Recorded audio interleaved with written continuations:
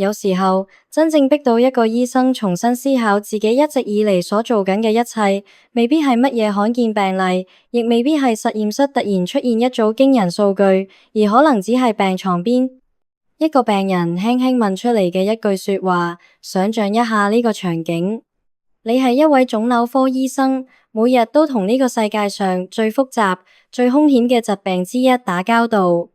你張台上面擺滿檢查報告、病理結果同治療方案，你知道每一種藥應該點用，亦知道每一個數字背後代表住點樣嘅機率。但係有一日，一位已經俾漫長治療折磨到身心俱疲，但仍然冇放棄嘅女病人望住你，問醫生：我究竟係同緊乜嘢打仗？呢個問題後來一直留喺悉達多穆克吉個腦入邊，因為佢突然發現自己當然可以解釋癌細胞點解會生長，可以話俾病人知化療點樣發揮作用，亦可以分析唔同治療方案嘅利弊。但如果病人繼續問癌症究竟係乜嘢，佢由邊度嚟？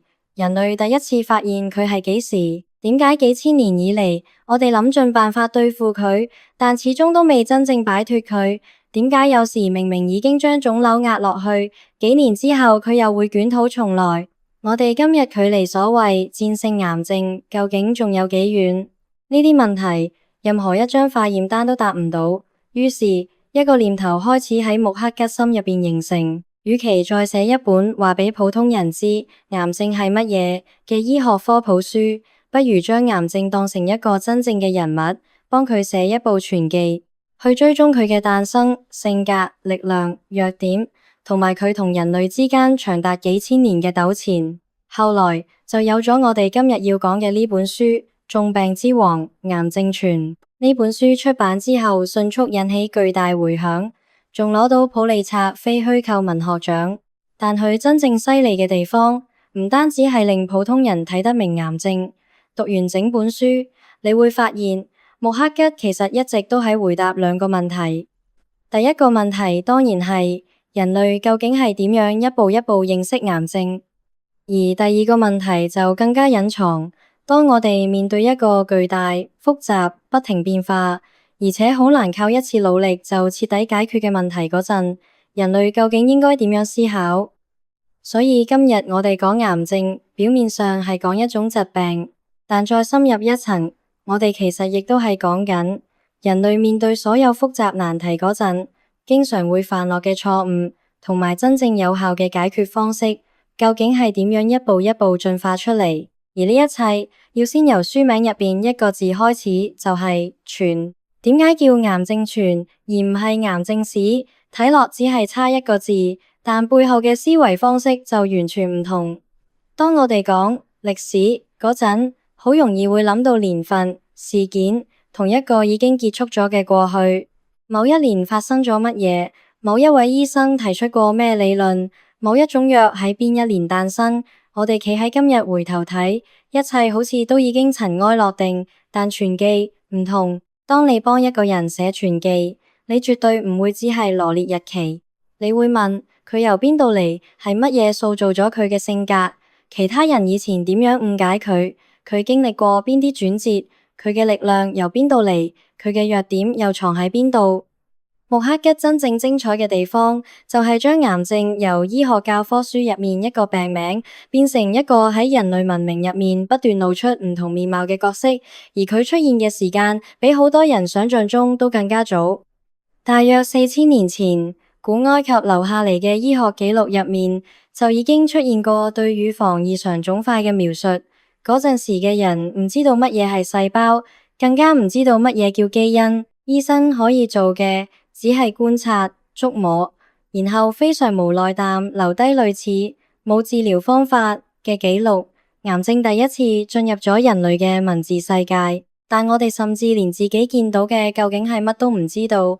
去到古希臘，人類終於開始嘗試幫佢改一個名。希波克拉底用咗一個詞 Karkinos， 意思就係螃蟹，因為一啲腫瘤周圍向外擴散嘅血管同組織，望落好似一隻螃蟹向四面八方伸出去嘅腳。由呢一刻開始，癌症喺人類想象入邊第一次有咗一個具體形象。佢會捉住你，會伸出去，會慢慢侵入周圍嘅身體組織。但有咗名唔代表我哋已經真正理解佢。之後好長一段時間，蓋倫嘅體液學說深深影響住歐洲醫學。癌症被解釋成體內黑膽汁過多造成嘅疾病，因為嗰陣時冇顯微鏡，冇現代病理學，更加冇可能睇到細胞入面究竟發生緊乜，所以癌症長期被籠罩喺一種近乎宿命嘅陰影之下。直到近代醫學、麻醉、消毒同外科技術逐漸成熟，人類對癌症嘅認識先再一次出現巨大轉變。醫生開始將癌症睇成一個可以揾得到、可以切走嘅實體。邏輯非常直接，既然壞嘅嘢生喺呢度，咁就將佢挖走。留意呢度發生咗乜嘢？幾千年以嚟，癌症當然一直都存在，但人類眼中嘅癌症就一直不停改變。古埃及人睇到嘅係一個無法解釋嘅腫塊，古希臘人睇到嘅係一隻向身體深處伸爪嘅螃蟹。長期嘅體液醫學就將佢理解成身體內部某種失衡，而近代外科醫生睇到嘅就係一塊必須盡快清除嘅敵佔區。癌症本身冇突然改變，真正改變嘅其實係我哋嘅認知模型，而我哋點樣理解一個問題，會直接決定我哋準備用咩方法去解決佢。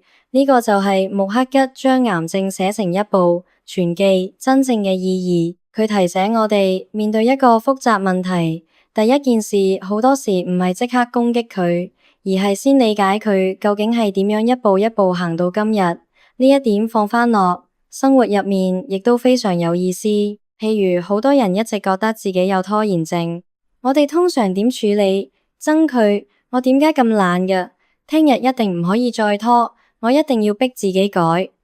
於是下載時間管理軟件，買新筆記簿，列詳細計劃，發誓由星期一開始重新做人，堅持3日，第4日又打回原形。最後得出一個結論，我就係冇自制力。但如果我哋換一個角度呢，唔好急住消滅拖延，先幫佢寫一部細細嘅傳記。佢最早係幾時出現？細個做功課已經會拖，定係返工之後先越嚟越嚴重？你真正拖延嗰陣，到底喺避乜？係件事太悶，定係你非常驚自己做得唔好？有冇可能你唔係懶，而係完美主義太嚴重？因為你心入邊預設咗做唔到最好就等於失敗，所以索性遲遲都唔開始，再繼續問佢幾時最嚴重？件事越重要就越嚴重，定係壓力越大就越嚴重？幾時佢反而會減輕？有人陪住你一齊做嗰陣，將任務拆細咗之後，定係你終於知道第一步應該由邊度開始嗰陣？當呢啲資訊全部擺出嚟，你面對嘅就唔再只係拖延2個字，你見到嘅係佢嘅形成過程、觸發條件、保護機制同薄弱環節。你唔再只係一個拼命想將敵人打死嘅人，你開始變成一個研究敵人嘅人。而面對複雜問題，理解好多時比行動更應該行先一步。但當穆克吉沿住癌症呢部傳記繼續追落去，一個更加令人不安嘅事實出現咗：癌症究竟由邊度嚟？幾千年以嚟，我哋一直習慣將疾病想象成某種外來敵人，細菌、病毒、寄生蟲，佢哋由外面闖入身體，於是人體組織防線，免疫系統開始發動戰爭，所以我哋亦好自然會講癌症入侵身體。癌細胞攻擊器官，身體被腫瘤佔領，呢啲字眼會令人產生一種非常自然嘅感覺。身體本來係好嘅，突然有一日，一個邪惡嘅東西闖咗入嚟。但現代分子生物學最後揭開嘅真相，幾乎完全相反。癌症唔係外敵，佢更加似一場內亂。癌細胞並唔係由某個陌生世界闖入人體嘅怪物，佢本來就係我哋身體嘅一部分。呢個係理解癌症最關鍵嘅一步。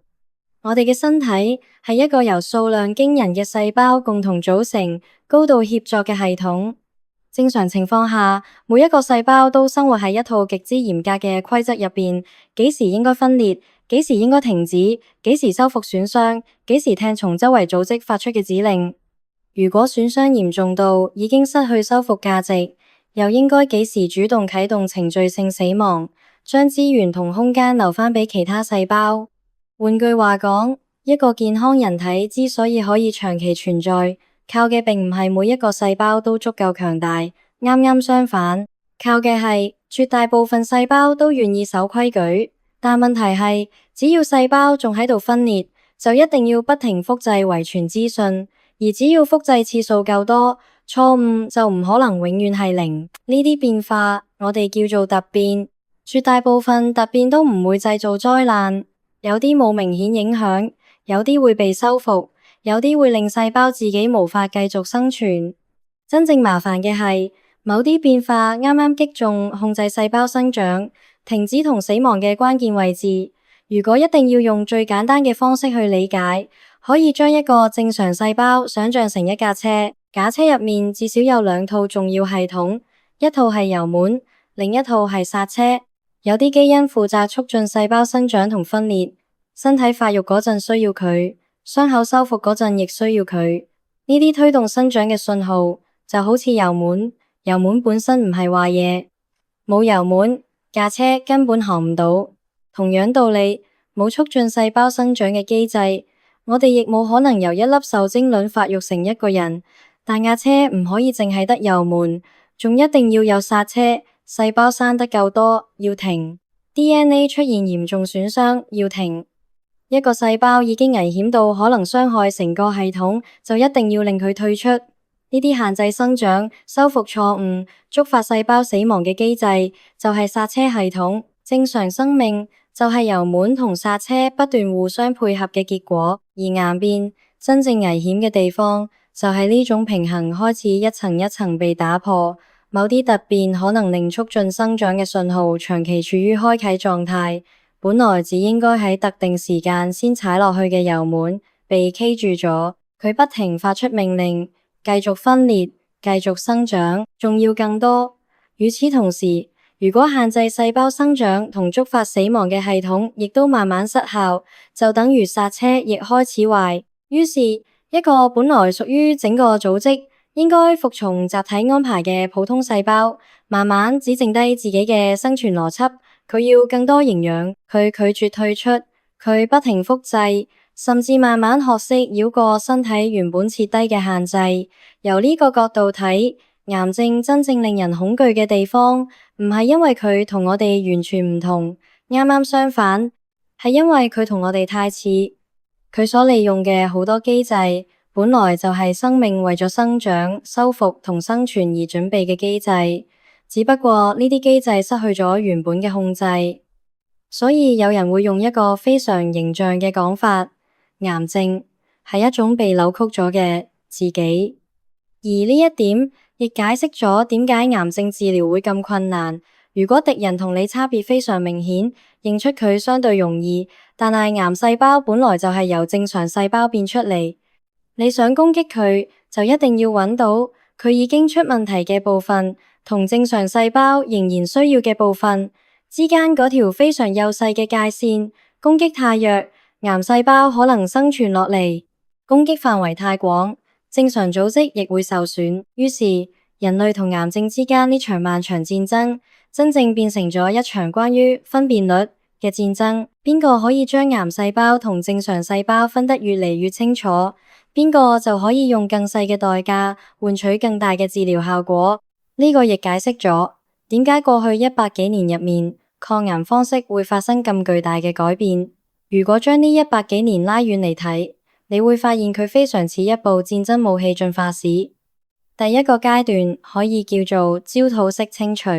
19世紀末到20世紀初，美國外科醫生威廉哈爾斯特德係一個點都避唔開嘅名字。面對乳腺癌，佢嘅邏輯非常堅決。當時醫學界認為，癌症可能由原發部位一啲一啲向周圍擴散。既然係咁，手術就一定要做得夠徹底，唔可以淨係攞走肉眼見到嘅腫塊。附近任何可能已經俾癌細胞波及嘅組織都應該一齊清除。呢種思路最後發展出範圍非常廣嘅根治性乳房切除術，唔單止切除乳房，仲會涉及胸肌同腋下淋巴組織。如果企喺今日回頭睇，呢種手術對病人身體造成嘅損傷無疑非常巨大，但我哋唔可以忘記當時嘅環境。嗰陣時冇今日成熟嘅分子診斷，冇現代靶向藥，亦都冇免疫治療。醫生甚至遠遠未有今日咁清楚癌症係點樣轉移，佢哋見到嘅係一個會不停向外擴張嘅敵人。所以最自然嘅邏輯就係，既然唔知道佢究竟已經行到幾遠，咁就盡可能將周圍嘅土地全部清空。呢個係人類面對複雜問題嗰陣非常原始，亦非常常見嘅一種本能。力量唔夠精準，就擴大打擊範圍。生活入面，其實我哋亦成日係咁，有人想減肥，第一個反應唔係研究飲食結構，而係幾乎乜都唔食。小朋友一次考試成績跌咗，家長即刻收晒手機、電腦同所有娛樂活動。公司某個流程出咗問題，管理層叫成個部門一齊加班。呢種方法有一個共同特點，簡單直接，而且短期效果往往非常明顯。問題係破壞半徑亦非常大。你可能解決咗眼前嘅問題，但同時亦傷害咗原本冇問題嘅部分。而醫學界好快發現，淨係將手術範圍做得越嚟越大，根本解決唔到所有癌症。因為真正危險嘅問題係，有啲癌細胞早就已經離開原發位置，沿住血液或者淋巴系統去到身體其他地方。手術刀再鋒利，都冇可能追住每一粒已經逃走嘅癌細胞行遍全身。於是第二個時代出現，全身性攻擊。如果手術只可以解決局部問題，咁可唔可以俾藥物進入全身？呢個就進入化學治療逐漸發展嘅年代。西德尼法伯就係當中最重要嘅人物之一。20世紀40年代，佢面對嘅係兒童白血病。呢種疾病最令醫生束手無策嘅地方，就係佢根本唔似一個實體腫瘤，有一個明確位置可以切走。問題存在喺血液同骨髓系統入面，手術刀根本無從落手。於是法伯開始將注意力放喺細胞增殖本身。既然白血病細胞會異常快速增加，咁有冇可能利用某啲化學物質去干擾呢啲高速分裂嘅細胞？早期嘗試帶嚟令人震動嘅結果，一啲原本幾乎冇計可施嘅小朋友，第一次出現病情緩解。雖然嗰陣時嘅緩解好多時仲未可以維持太耐，但已經證明咗一件極之重要嘅事：藥物真係有可能進入人體內部，系統性地攻擊惡性細胞。化療由此逐漸登上歷史舞台。佢最大嘅突破就係治療終於唔再淨係盯住一個局部腫塊，藥物可以隨住血液去到身體唔同地方，對已經擴散嘅疾病產生影響。但新問題亦即刻出現。好多化療藥嘅選擇性有限，癌細胞通常分裂得好快，於是治療就利用呢個特點攻擊快速分裂嘅細胞。但人體入面快速更新嘅唔單止係癌細胞，骨髓要不停製造新嘅血細胞，消化道黏膜需要持續更新，毛囊細胞亦非常活躍。所以一啲化療喺殺傷癌細胞嘅同時，亦可能影響到呢啲正常組織。甩頭髮、作嘔、骨髓抑制等等副作用亦由此出現。所以如果將早期外科手術理解成盡量將可能被污染嘅土地全部清除，咁好多傳統化療就更加似一場覆蓋全身嘅攻擊。佢可以解決以前手術解決唔到嘅問題，但人類真正想要嘅顯然仲唔係呢種狀態。我哋真正想要嘅係，可唔可以直接揾到癌細胞真正出錯嗰個分子開關？可唔可以唔再根據生得快唔快呢種相對粗略嘅差異去攻擊，而係直接鎖定疾病背後嘅關鍵異常？呢個就嚟到第三個階段，精準干預。而呢本書入面其中一個最具代表性嘅故事，就係慢性水性白血病同格列衛。科學家長期研究呢種疾病之後發現，好多病人嘅白血病細胞入面都存在一種非常典型嘅染色體異常。後來研究再深入，人哋終於搞清楚兩段本來唔應該連埋一齊嘅遺傳物質發生咗異常結合，形成一個融合基因。呢個異常基因會製造出一種持續活躍嘅蛋白質。正常情況下，細胞嘅生長信號應該係有需要嗰陣開，冇需要嗰陣關。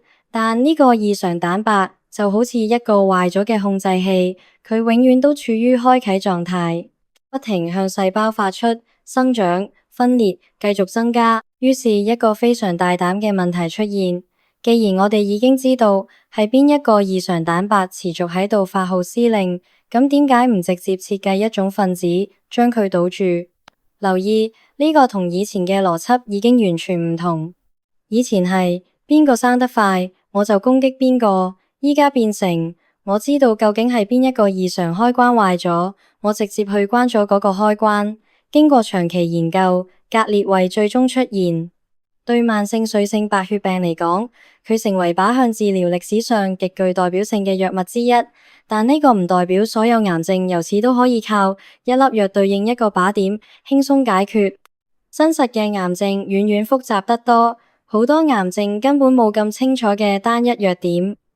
一啲靶向治療亦都會面對耐藥問題，但無論如何，人類解決問題嘅思路已經發生咗根本變化，由大範圍切除到全身攻擊快速分裂嘅細胞，再到尋找腫瘤獨特嘅分子漏洞。真正升級嘅未必只係武器越嚟越強，而係我哋睇問題睇得越嚟越清楚，亦即係所謂解決問題嘅分辨率越嚟越高。呢種思路非常值得帶返入生活。電腦壞咗，分辨率低嘅人第一個反應重啟，仲唔得，重裝系統。高手就會繼續問，究竟係邊一個程式衝突，係邊一個驅動程式異常，記憶體定硬碟？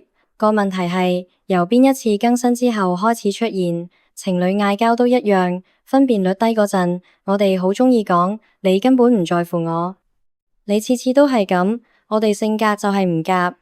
一句說話將所有矛盾搓埋一嚿，但分辨率高嘅人就會繼續向下拆。真正令我嬲嘅係你唔同意我，定係我講緊嘢嗰陣，你一路睇手機。我難受嘅係今次件事本身，定係類似事情重複出現，令我覺得自己嘅需要長期都冇被睇見。問題拆得愈細，解決方案先愈有可能精準。所以以後遇到難題，可以先問自己一句：我依家係咪拎住個大錘砸成個系統，定係已經揾到真正出問題嗰個節點？不過重病之王之後，又話俾我哋知一件好容易被忽略嘅事。科學發現本身並唔會自動改變世界，一種藥物喺實驗室入面有效，一種治療思路喺論文入面成立，唔代表佢第二日就可以改變成千上萬病人嘅命運。研究要錢，要設備，要人才，要公眾持續關注，仲需要政策同整個社會系統支持。而呢啲嘢唔係顯微鏡自己可以爭取返嚟，呢個就一定要再次講到西德尼發白。20世紀40年代，癌症遠遠未有今日咁公開被討論，好多家庭甚至唔願意直接講出癌症呢個詞，佢代表死亡，代表痛苦，代表一種幾乎冇希望嘅命運。喺呢種文化環境入面，癌症研究想得到全社會長期支持，非常困難。發白慢慢意識到，如果自己永遠只坐喺醫院同實驗室入面，能夠推動嘅改變非常有限。癌症一定要由醫生同病人之間嘅私人悲劇，變成成個社會都願意正視嘅公共問題。但問題嚟啦，你點樣令千千萬萬完全唔識白血病嘅人去關心白血病？解釋細胞代謝，介紹藥物分子結構，拎幾十頁數據證明研究經費幾重要。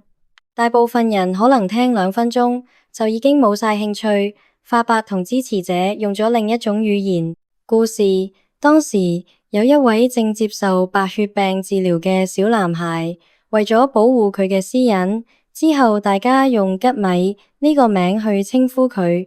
佢非常鍾意棒球，於是一場特別嘅廣播活動被設計出嚟。節目冇將兒童白血病淨係呈現成一組死亡率，佢俾公眾聽到一個具體小朋友嘅聲音，一個正喺醫院接受治療，但仍然心心念念住棒球嘅小朋友。棒球明星去到醫院探望佢，收音機另一邊，無數普通人第一次唔再只係面對一個抽象醫學名詞，而係面對一個真實嘅人。呢個就係傳播入邊極之重要嘅一次轉化。兒童白血病研究係一個概念，一個鍾意棒球嘅小朋友正努力活落去，就係任何普通人都可以理解嘅一件事。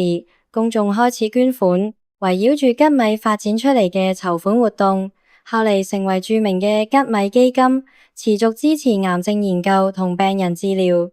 之後，瑪麗、拉斯克等社會活動家再進一步推動癌症進入政治議程，因為佢哋知道，淨係靠零零散散嘅私人捐款遠遠唔夠。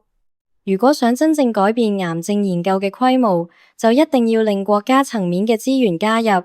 經過長期游說、社會動員同公共討論，去到1971年，美國總統尼克松簽署國家癌症法案，大規模公共資源進一步投入癌症研究。留意呢條路線：實驗室入面嘅證據、醫院入面嘅病人、媒體講出嚟嘅故事、公眾嘅關注同捐款、社會組織嘅推動、政治系統嘅回應，最後大量資源再重新返到科學研究。呢個係一個完整循環。佢提醒我哋，正確唔等於推得喐，事實非常重要，但事實唔會自動得到支持。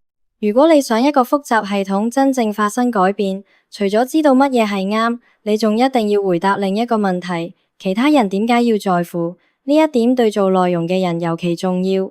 我哋成日覺得，只要資料夠紮實、邏輯夠嚴密，就一定可以說服觀眾。但現實根本唔係咁。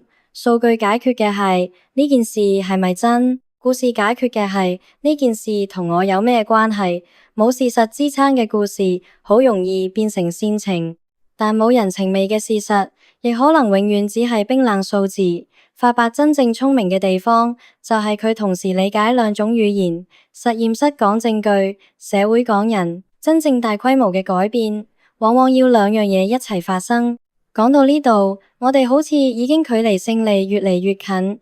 人類知道癌症嚟自細胞內部，我哋有手術、有化療、有靶向治療，社會願意投入越嚟越多資源，研究工具亦都越嚟越先進。咁一個非常自然嘅問題就出現：癌症最後會唔會好似某啲傳染病一樣，被人類徹底消滅？眾病之王寫到後面，態度反而越嚟越冷靜。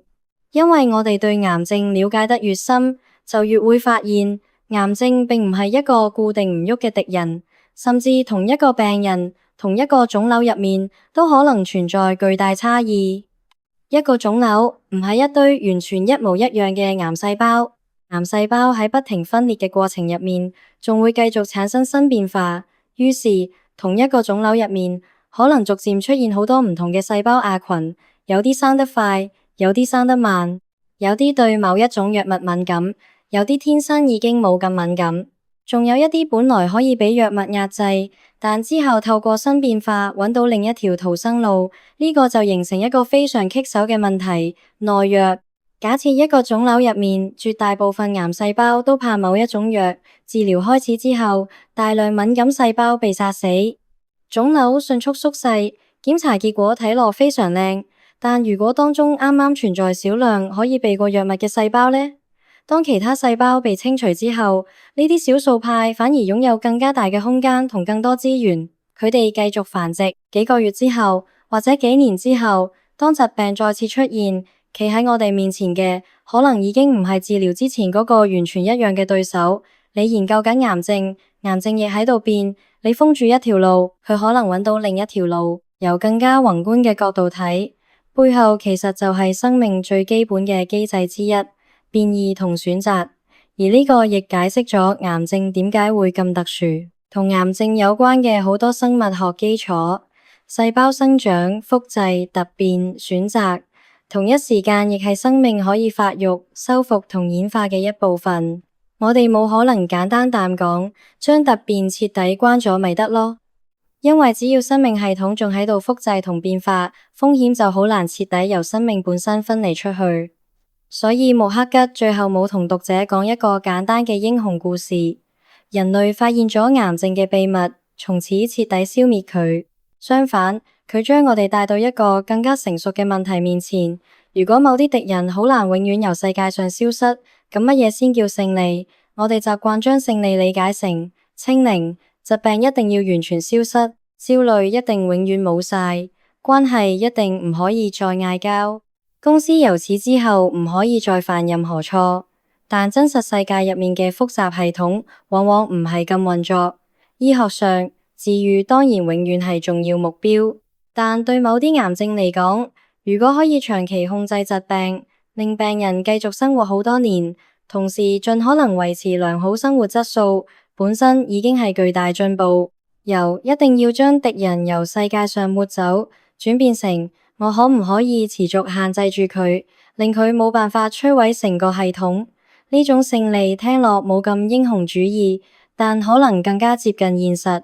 而當治療越嚟越複雜，人類亦逐漸認識到另一件好重要嘅事：真正高明嘅戰爭，有時唔係將敵人打低，而係另一部分戰爭根本冇機會發生。呢個就係預防。書入面有一段非常重要嘅歷史，就係吸煙同肺癌之間嘅關係係點樣被建立。今日吸煙會明顯增加肺癌同多種疾病嘅風險，已經係廣為人知嘅常識。但喺20世紀中期，呢個遠遠唔係一個理所當然嘅結論。英國流行病學家理查德·多爾、奧斯丁、布拉德·福德希爾等研究者，透過調查同長期研究，不停累積吸煙同肺癌之間關係嘅證據。呢啲研究改變咗抗癌戰爭其中一個重要方向。以前我哋成日問患咗癌之後點樣醫，而流行病學就再提出另一個問題：可唔可以令一部分癌症根本唔好發生？於是戰場向前推咗一步，減少吸煙，降低已經明確嘅致癌物暴露，保持相對合理嘅體重同運動習慣，根據年齡同個人風險，接受有科學根據嘅篩查同預防措施。呢啲事情聽落遠遠冇發現一種神奇新藥咁有戲劇性，因為預防有一個天生嘅傳播困境，治療一個已經去到危急邊緣嘅人，結果係睇得到。但預防成功之後，真正發生嘅事情係乜都冇發生，冇癌症，冇危機，冇驚險逆轉，所以好少人會為預防拍手。但由成個社會角度睇，令疾病唔發生，本身已經係一種非常重要嘅成果。當然，有一件事一定要講清楚，癌症絕對唔係一種只要生活夠自律就一定可以避免嘅疾病。年齡、遺傳、環境、感染、隨機突變同大量複雜因素都有可能參與風險形成。冇任何人可以靠所謂完美生活方式得到100%保證，所以講預防從來都唔係為咗責怪病人，唔係話你有病係因為你冇管好自己。真正嘅意思只係，既然我哋已經知道某啲因素可以降低一部分風險，咁我哋就盡量將可以提早降低嘅風險降落去。呢個係機率，唔係道德審判。而呢個邏輯放到人生其他領域，同樣值得思考。我哋特別鍾意解決問題。火災發生之後，有人衝入去將火撲熄，所有人都會覺得佢係英雄。一個項目眼睇就要失敗，有人連續捱3晚通宵救返成件事，全公司都會睇到。但嗰個提早半年將流程設計得非常完善，所以事故根本冇發生嘅人呢，通常冇人留意佢，因為預防冇戲劇性。但係真正成熟嘅系統，啱啱就係越嚟越重視嗰啲冇發生嘅災難。健康係咁，財務係咁，企業管理係咁，親密關係亦係咁。真正穩定嘅關係，唔代表兩個人一世從來都冇爭執，佢代表嘅係兩個人慢慢建立起一套修復機制，知道幾時應該停止爭論，知道邊啲說話就算再嬲都唔好講，知道件事過咗之後應該點樣重新溝通，知道對方最唔可以俾人踩到嘅底線喺邊。矛盾仍然會出現，但矛盾唔再咁容易發展成摧毀成段關係嘅災難。呢個就叫管理，而唔係幻想世界上永遠冇問題。回頭睇完整本《重病之王》，你會發現佢真正記錄嘅唔單止係癌症，佢記錄嘅係人類嘅認知究竟係點樣不停被現實修正。最開始我哋唔知道癌症係乜，只可以描述佢。之後我哋俾個錯誤解釋，再之後手術越嚟越強，於是我哋一度相信只要切得夠廣，可能就解決到問題。之後又發現癌細胞可以轉移，於是藥物進入全身，再後嚟又發現，所謂癌症其實根本唔係一種完全相同嘅疾病，唔同癌症有唔同嘅分子異常。於是人類開始尋找更加具體嘅靶點，而到今日，我哋甚至越嚟越清楚睇到，同一個腫瘤內部本身都可能不停發生變化，每行一步，人類都好似更加接近最終答案。但每一次新發現，又會打開一扇更加複雜嘅門。呢個唔係科學失敗，啱啱相反，呢個先係科學真正嘅樣。真正嘅進步，從來都唔係由乜都唔知道，突然跳去乜都知道。佢更加似係喺黑暗入邊，不停將地圖畫得越嚟越細。尋日我哋只知道前面有一座山，今日我哋發現山入邊有10條路，聽日先發現當中3條路容易塌方，2條通去死路，仲有1條一定要喺特定天氣先行得過。答案越嚟越複雜，唔代表我哋離真相越嚟越遠。好多時啱啱相反，代表我哋終於開始睇到真實世界本來有幾複雜。呢個亦係眾病之王最值得帶返入生活嘅其中一層啟發。面對一個真正複雜嘅問題，最危險嘅好多時唔係暫時冇答案，而係太早相信自己已經有一個簡單答案。只要切咗就得，只要換一種藥就得，只要有錢就得，只要夠努力就得，只要對方改咗呢個毛病，我哋段關係就會變好。只要我再自律啲，我所有焦慮就會消失。複雜問題最鍾意懲罰呢種過度確定，因為身體係系統，公司係系統，家庭係系統，社會亦係系統。你改其中一個地方，其他地方都會跟住產生反應。所以一個真正成熟嘅問題解決者，唔係永遠死守自己第一次嘅判斷，而係不停更新自己嗰套理解模型。出現新資訊之後，佢會問：呢個代表我原本嘅理解需要修改到咩程度？呢樣嘢可能比我一定唔可以承認自己錯重要得多。如果一定要將整本眾病之王壓縮成幾樣真正值得帶走嘅東西，我會留低3個原則。第一，唔好急住消滅一個你仲未真正理解嘅問題，先幫佢寫一部傳記。佢由邊度開始，經歷過邊啲變化，幾時最嚴重，幾時曾經減輕，以前咩方法有效，咩嘢方法失敗，點解會失敗。當你將問題放入一條時間線之後，你好多時會發現，眼前呢一刻只係成個故事入面其中一個切面。第二，不停提高你解決問題嘅分辨率，可以揾到具體環節，就唔好用模糊標籤解釋所有嘢。可以減少正常部分嘅損傷，就唔好擴大打擊範圍。可以揾到真正樽頸，就唔好用10倍努力去掩蓋判斷唔夠精準。下一次遇到棘手問題，不妨問自己：我依家拎緊嘅係哈爾斯特德年代嗰把大手術刀，係範圍好廣嘅全身攻擊，定係我已經真正揾到嗰個最關鍵嘅異常開關？第三，將一部分精力由救火轉去防火。好多昂貴嘅問題喺真正爆炸之前，其實已經出現過一段好長嘅信號期。身體係咁，財務係咁，事業係咁，關係亦係咁。冇等戶口就快見底，先第一次認真檢查開支。冇等團隊連續走咗幾個人，先開始問大家點解做得唔開心。唔好等段關係已經完全凍晒，先突然發現2個人原來已經好耐冇真正溝通。真正高明嘅問題解決者，唔單止係特別識處理危機，而係有能力令一啲危機根本冇機會發展到失控。講到呢度，我哋終於可以返去穆克吉最初面對嗰個問題。嗰位病人問醫生：我究竟係同緊乜嘢打仗？幾千年之後，我哋終於可以俾出一個比病名更加完整嘅答案。我哋面對嘅唔係一個由身體外面突然闖入嚟嘅陌生怪物。癌症嚟自生命本身，嚟自細胞生長、複製、突變同選擇呢啲構成生命嘅基本過程。佢係生命系統內部嘅規則逐漸失控之後產生嘅結果之一。亦正正因為咁，呢場戰爭先會咁困難。但困難唔代表冇進步。由古埃及醫生面對腫塊嗰陣，只可以留低冇治療方法嘅記錄，到外科醫生第一次真正拎起手術刀，由兒童白血病幾乎冇藥可用，到化療第一次令一啲病人出現緩解，由大範圍攻擊到科學家開始尋找癌細胞獨特嘅分子弱點，由癌症係一個令人羞於講出口嘅詞，到成個社會願意公開投入巨大資源去研究佢，呢條路從來冇一個瞬間可以簡單叫做我哋贏咗。